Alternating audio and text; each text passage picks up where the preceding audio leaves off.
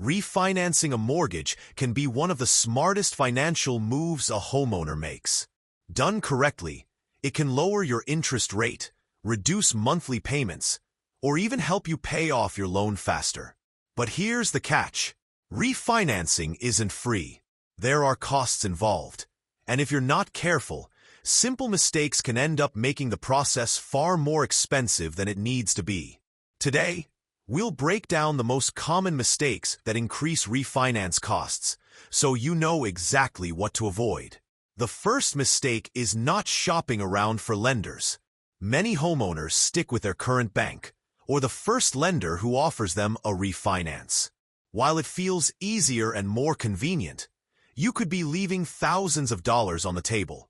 Interest rates, fees, and terms vary from one lender to another. By comparing multiple offers, you create competition and improve your chances of securing a better deal. The second mistake is ignoring closing costs. Refinancing might lower your interest rate, but the savings can be completely wiped out if the closing costs are too high.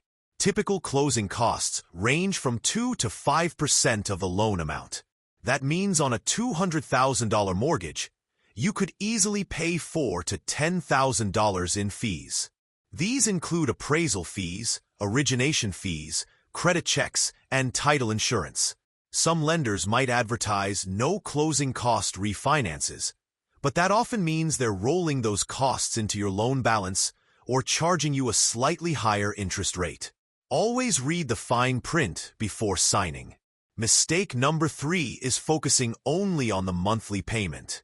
Many people see a lower monthly payment and assume they're saving money. But what they don't realize is that lenders can reduce your monthly payment simply by extending the loan term. For example, if you refinance from a 20-year loan into a 30-year loan, your monthly payment might go down, but you could end up paying tens of thousands of dollars more in interest over the life of the loan. Always compare the total interest cost, not just the monthly savings. The fourth mistake is not checking your credit score before applying. Your credit score is one of the biggest factors in determining your refinance rate. A higher score can qualify you for significantly lower rates. Unfortunately, many homeowners apply for refinancing without realizing their credit score could use some improvement. Even a small increase of 20 to 30 points can make a big difference. Before applying, pull your credit report, check for errors, and work on paying down balances. The better your score, the more money you save. Mistake number 5 is refinancing too frequently.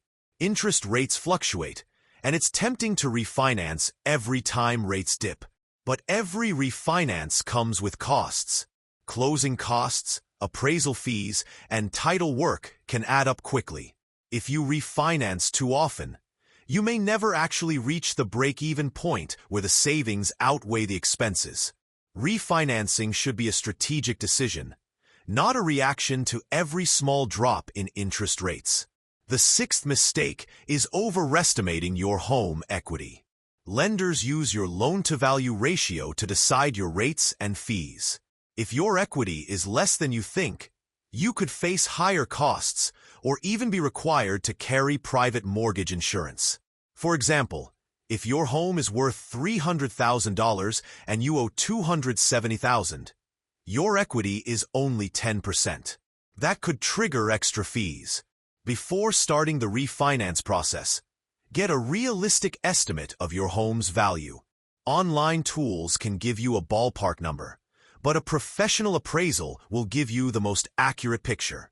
Mistake number 7 is not locking in the interest rate. Interest rates change daily, and sometimes even multiple times a day.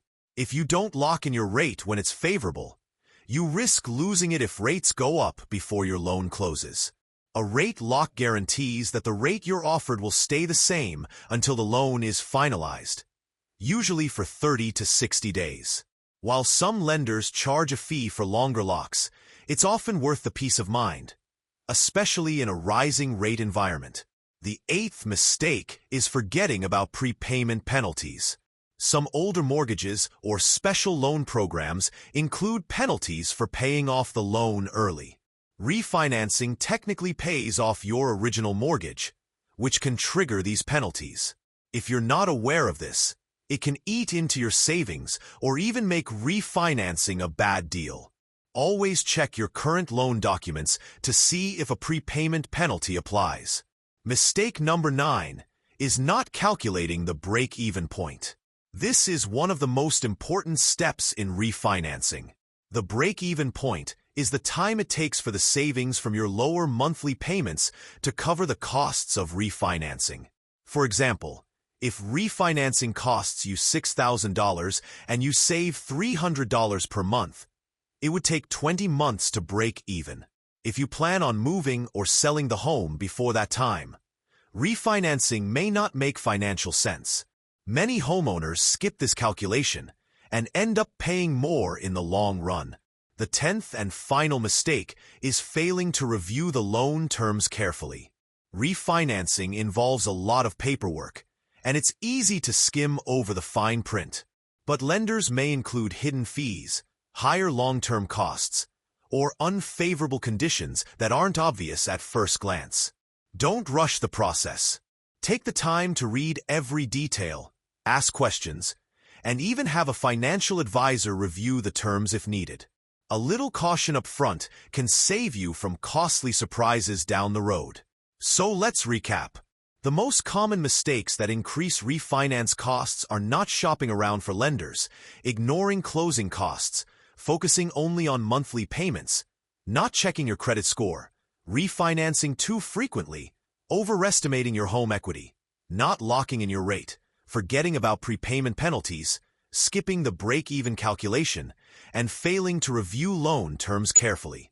Refinancing can be an excellent financial strategy, but only when done thoughtfully. The key is to approach it with a clear understanding of the true costs and long-term impact. By avoiding these mistakes, you give yourself the best chance of actually saving money and achieving your financial goals. If you found this breakdown helpful, make sure to subscribe to our channel for more practical financial insights and tips. And remember, refinancing isn't just about chasing a lower rate. It's about making a decision that fits your overall financial picture.